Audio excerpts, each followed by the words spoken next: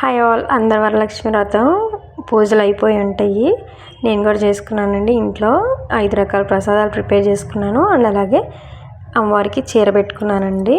అంటే మామూలుగా మా సైడు కలసం అలా ఏం పెట్టుకోరు. అంటే మా ఇళ్ళల్లో పెద్దగా తెలియదు అనమాట పెళ్ళికి ముందు. కానీ ఇప్పుడు పెళ్ళైన తర్వాత కూడా నేను ఒకసారి కాసు అలా తెచ్చుకున్నాను, కానీ కలసం ఎప్పుడు పెట్టుకోలేదు.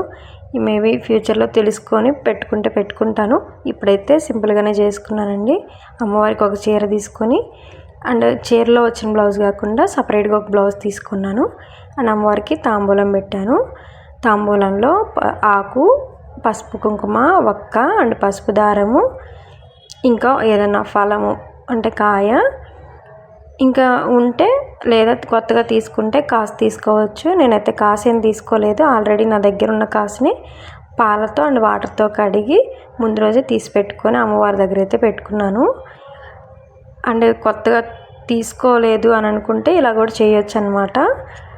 అండ్ ఏమేమి ప్రసాదాలు ప్రిపేర్ చేశానో నెక్స్ట్ వీడియోలో అయితే అప్లోడ్ చేస్తానండి.